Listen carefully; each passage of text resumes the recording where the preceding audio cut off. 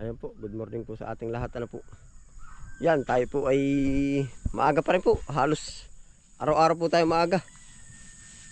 At gawa po ng yung ibang gawa ay nagagawa pa natin. Time check po tayo. Yan. 4:55 ng umaga. Oh. Yan, tayo po ay habang medyo madilim pa ang paligid, mag-spray po tayo ng pipinuhan. Tapos mamaya tayo ay kangkong po uli. Kangkong na walang katapusan. Opo.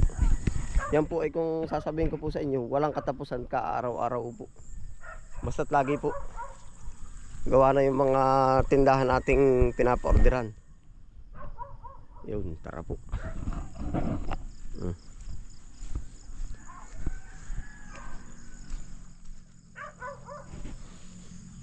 Paputok na rin po naman ang araw.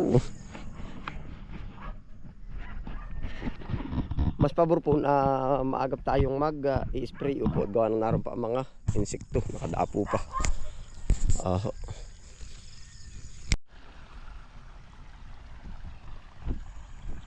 Ayun po, tapos i-diretso na pag-spray. Aray po, kagabi, in-spray ko yan. Ito, yan po. Buhay na buhay. Yan, in-spray po natin ito kagabi. Mga, ano ba yun, alas 6 or alas 7. Yan. Tapos po ngayon naman dun tayo sa pipinuhan. Gawa po ng tayo ang pinaka ano dito ang pinaka gagawa po pagka wala sila.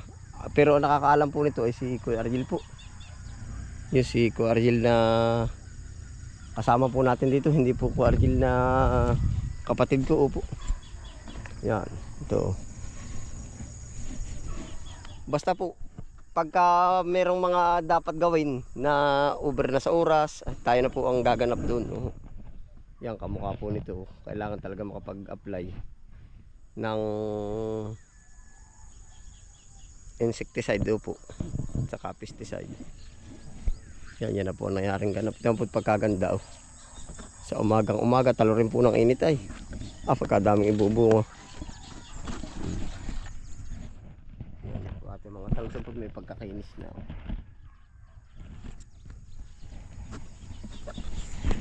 Target po namin ay makaharvest kami ng every 2 days sa pipino. Sasabay na namin ang talong. Yan, yun po magiging pinaka-target natin para po masambot ang mga pang-upa. Pang-upa po uli. Hindi pa pang savings. Pang upa. Yan.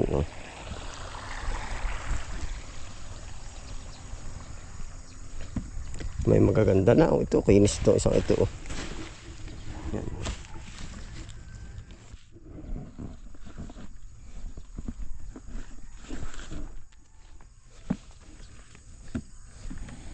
Pag po tayo mahina nitong harvest ay 10 kilo po. Tapos pagdagsa po naman siguro kaya mga 4 na bandil, 40 kilo. Maigi rin po. Diretso na po tayo sa pinakaibaba.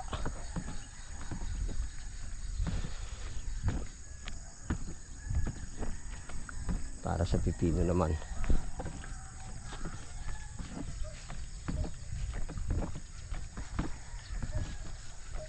Tapos sa pipino po naman natin ang magiging harvest natin.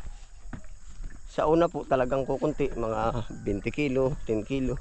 Pero po pagsasagad kaya na rin 100 kilo. Ito yung makalwa. Tapos isasabay pa rin yun, panalo. Basta makadali po tayo ng 100 mahigit kilo. Pag pinagsabay si talong at saka si pipino, panalo na. Panalo din. Yung ating gitna, nakatira po tayo sa pipino. Yung ating pinabahaan, ay panalo. Yan. Lilibutin po natin kapal ang bulaklak. Ang i-apply po pala natin na ito, Mano Green. Burdan sa uod. Tapos may sa fungicide. Ay dapat tama. Yan pala uli na palagay, dapat pala ipunggo pre. Dapat po iniikot yung gamot. Iba't iba. Yan, ari po ang ating pipino, ang pagkakapal ng bulaklak. Oh.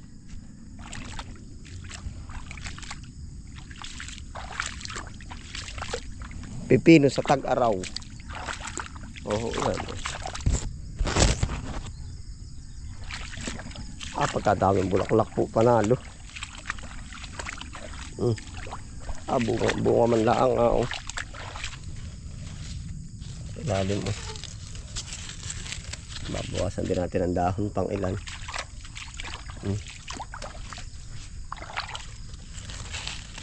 Pagka po binawasan ng dahon, ito po pabor din. Hindi na magagamitan ng spray. Nag-aapat ng piraso ay yan Dais. Ito pa.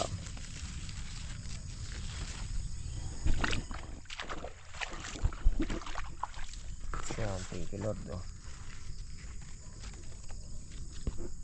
Dami na po.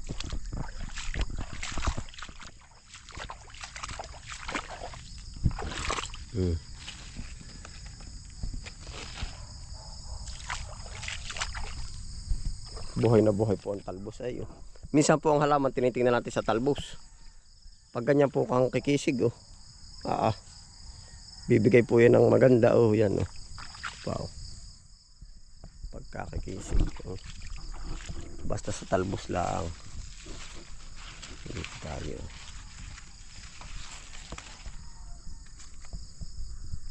Kada pong bulaklak sunod-sunod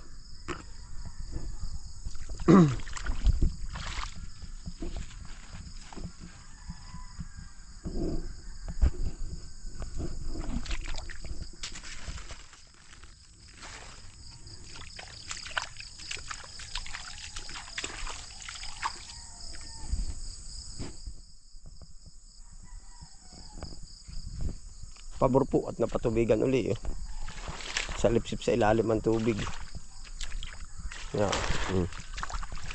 Yan po higop na paloob.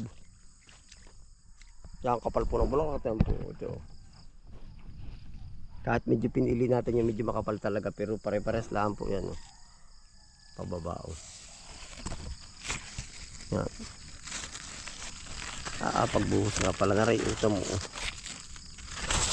kadami.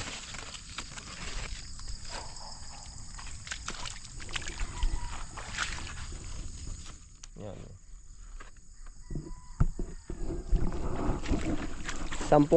Sampung harvest po na magaganda yan. Yung una ko kunti, tapos parami ng parami. Harvest. Yan.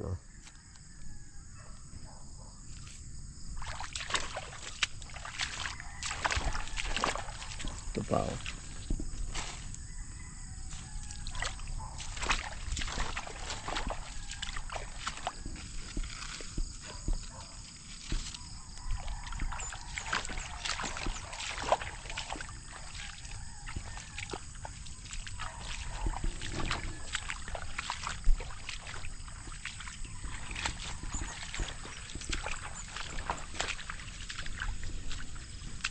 prepare po na po tayo na natin sprayer.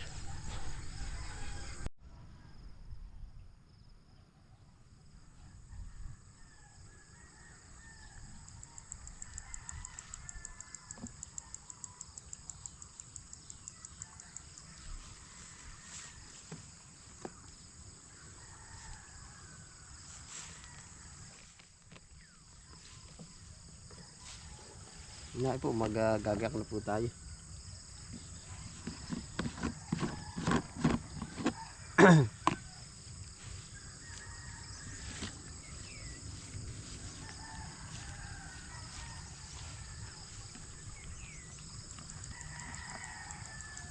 Yan, pasintabi po, po.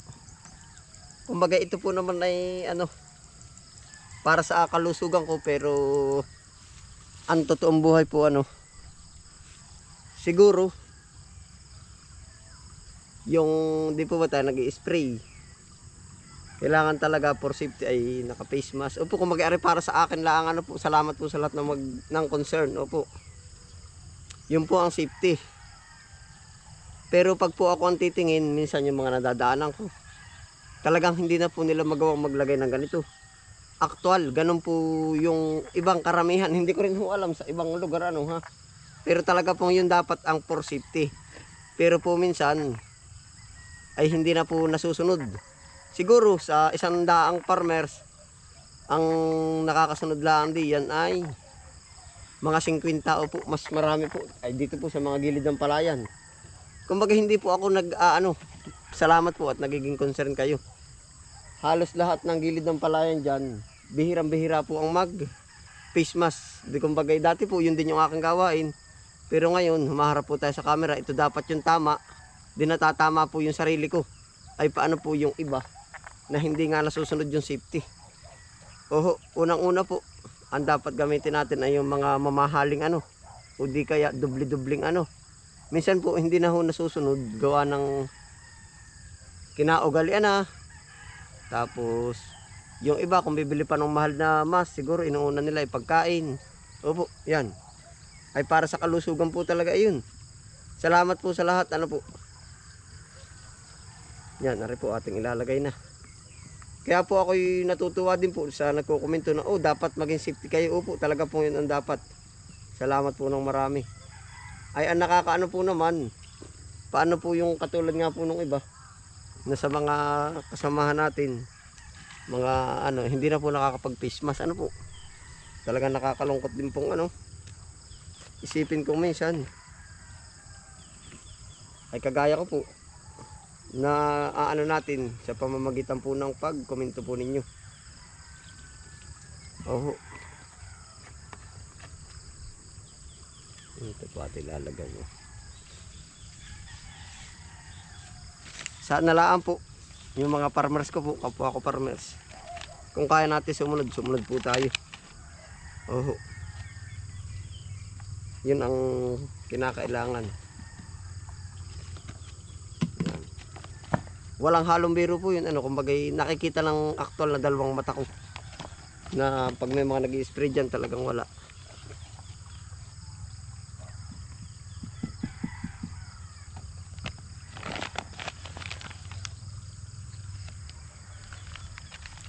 Minsan siguro yung iba hindi na rin nakabili, yung iba ay hindi ko pero nasa kalusugan po natin yun.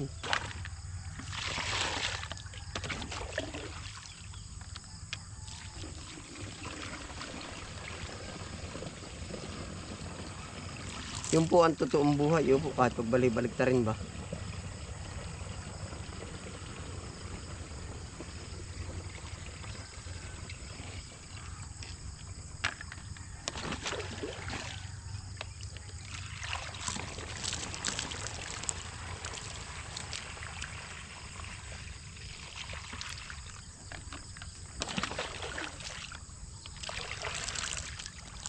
Okay na yan, mabigat na.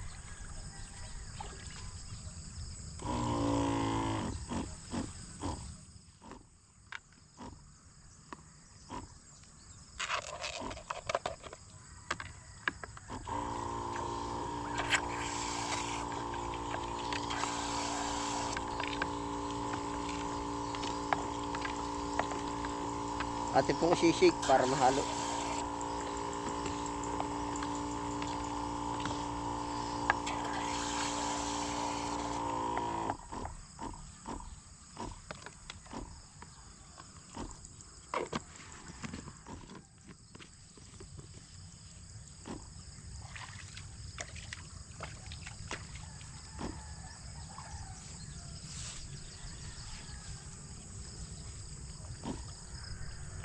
Yun po ay garnish siguro ako na may walang ibang mismo sa sarili po natin siguro. Mangyayari pong lahat ay magiging safety para sa akin. Kung halimbawa po ay magkakaroon ng kumbaga bumili tayo ng isang ganari. Nasasamahan na nila ng face mask. Opo, yun. Pwede pong mangyari yun. Kumbaga hindi po naman magbubuwis ng magpahingi ng face mask ang mga agri-supply. Siguro po kung sa isang banda at magkakaroon ng libre, kumbaga sila na magdi-distribute. Opo. O di kaya sa mga kapwa farmer na ito may libreng face mask tayo. Opo, yun lang po ang nakikita ko. Oo. Na para gamitin. At gawa po ng pag 1-in-1 nabibili ng kanya-kanya. Minsan ho, yung iba malayo ang lugar.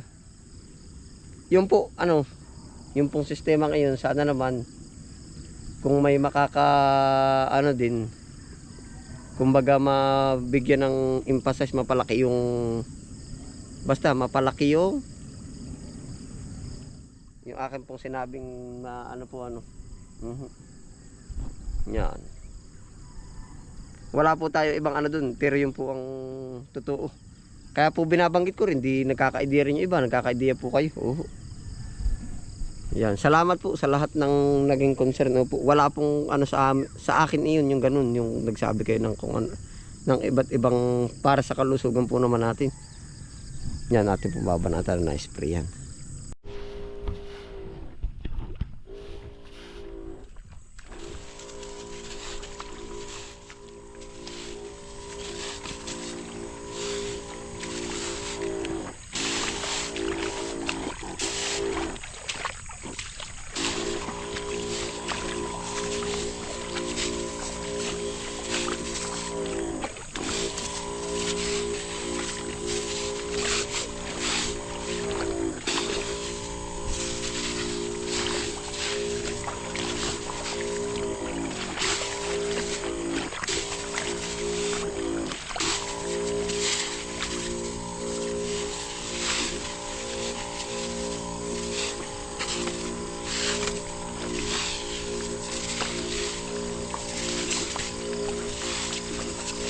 Meron dito hindi na po napakabag. Marami 4 na puno ito yan. Siguro makapagtali dun sa saging ng ng letting.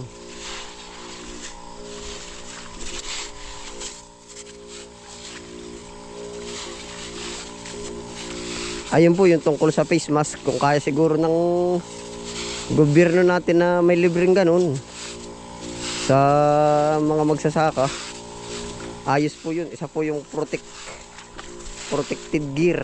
Opo.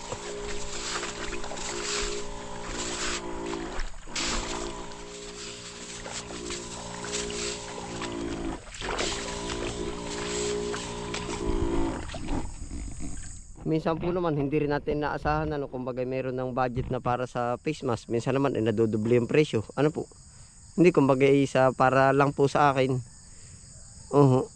Kumbaga ang presyo ay 5 pesos, magiging doble-doble pa. Pag po ba pinasok sa budget, para lang po sa akin, idea ko lang.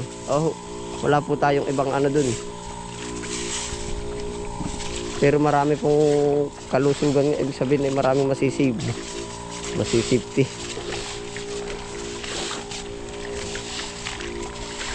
Kapal ng bunga ko.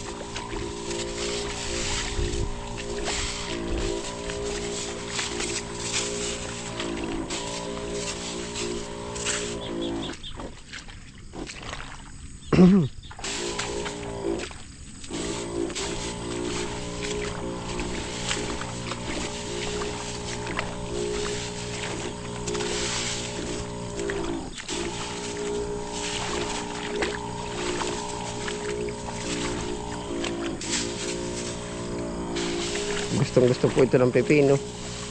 May ulan, may init.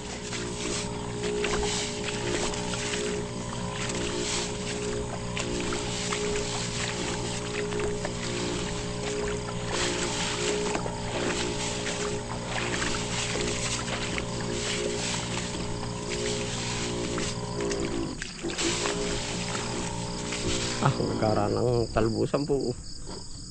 Yan. May mahina din po naman. Hindi kasi yan. Ito mahina. Magaling na rin po yan.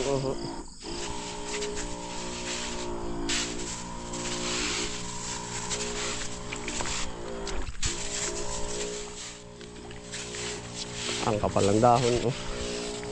Parang upo.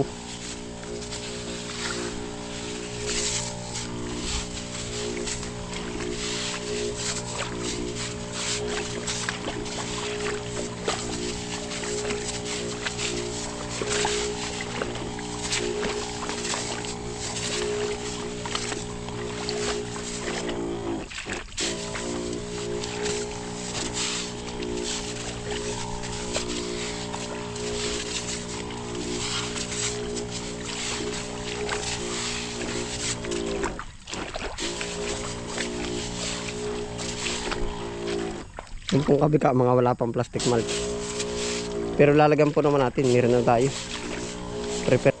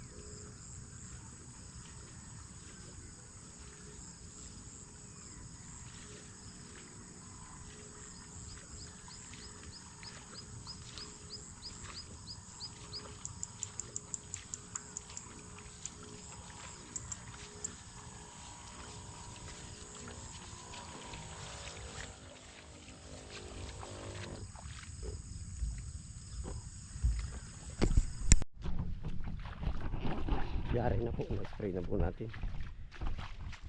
Magkano tayo ngayon po? Magpapatay na ang ito pong pabaha.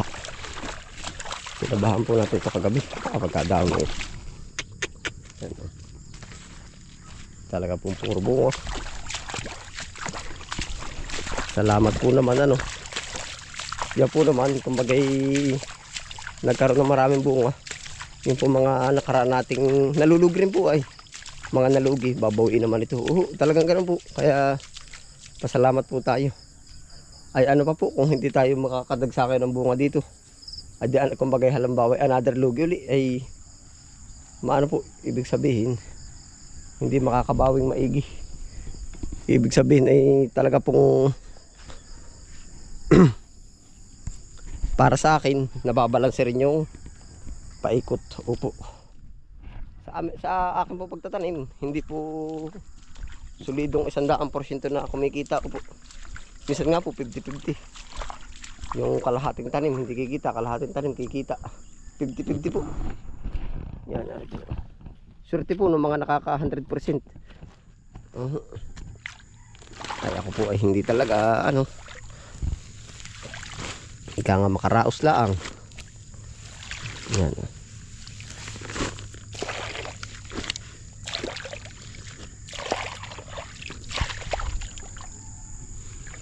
Laki. Malapit na yan.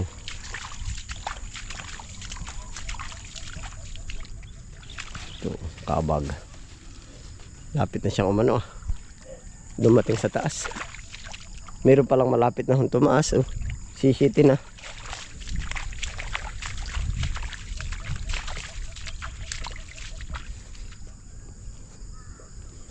Dalawa po yung ating salak.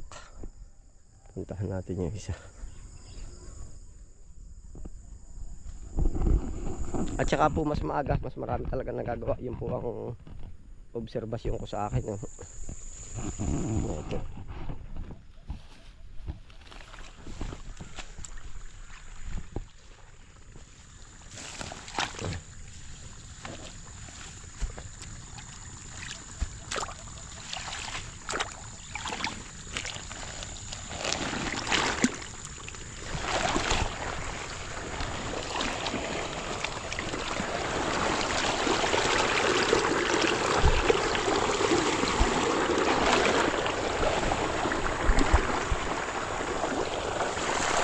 Papunta po naman ang tubig sa kamutihan. Kamuti talbusan natin, dami na uli eh.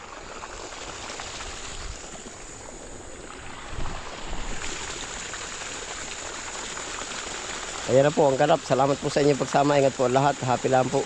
Bye.